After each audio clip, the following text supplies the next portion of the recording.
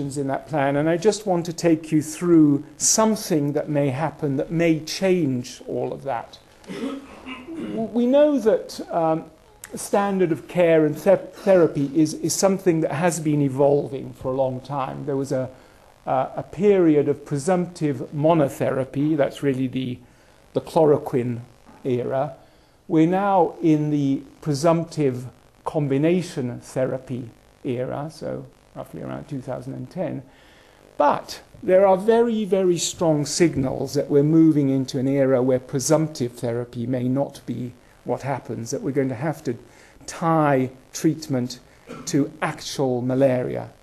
And I would just like to acknowledge here the leadership of WHO in this thinking, and particularly of Robert Newman, the new head of the Global Malaria Program. If this happens, obviously it reduces the total number of treatments, right? Because you're only treating people who actually have malaria. At the moment, you're treating everybody who basically has a fever in Africa, just about. But what happens here, going further forward? You already heard Tim say that we are starting to look at what happens to asymptomatic carriers. I mean, nobody at the moment is really thinking about treating asymptomatic carriers, and that's because it's a disease of the poor. If this was a disease of the rich, you may well say these people are sick, and actually we know that they are not really asymptomatic. They're slightly anemic, they have problems which don't rise to the level of treatment because they are poor people.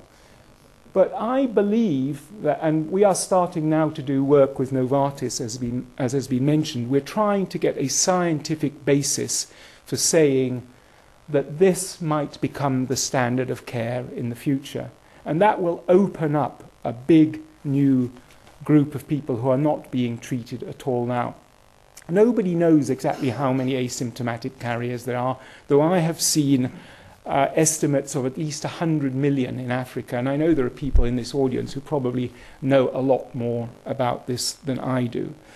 So what I'm really saying is that despite that picture in the Global Malaria Action Plan, we really don't know what's going to happen.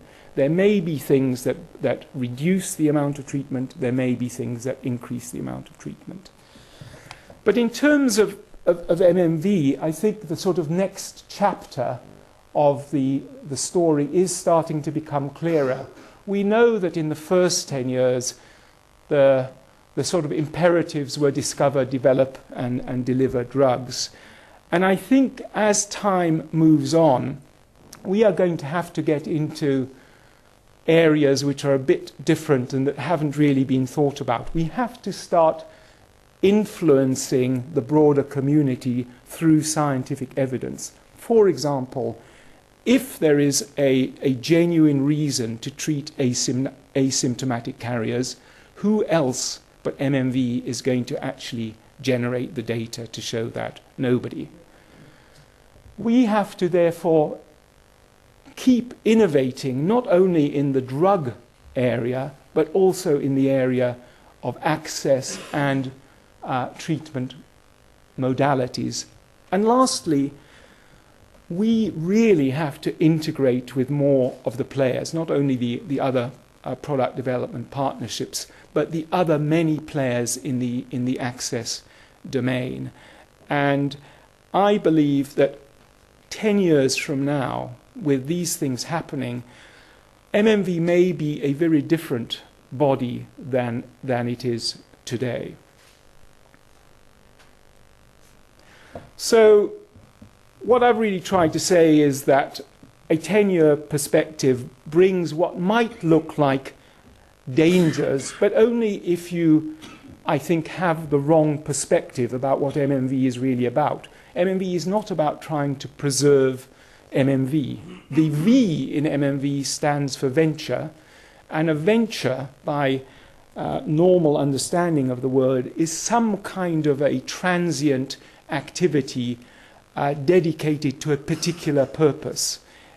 So venture in it has a slight sort of danger connotation, but there are huge opportunities for the organization as well. And I'm reminded of a story, actually I just heard it a few days ago, but I thought it was fairly apposite, of two shoe salesmen who went to the Brazilian Amazon region in the 1940s from Manchester in England. I mean, believe it or not, Manchester was in those days a big source of shoes for the world. I mean, these two salesmen went down to the Amazon area to try to figure out if they could sell shoes there.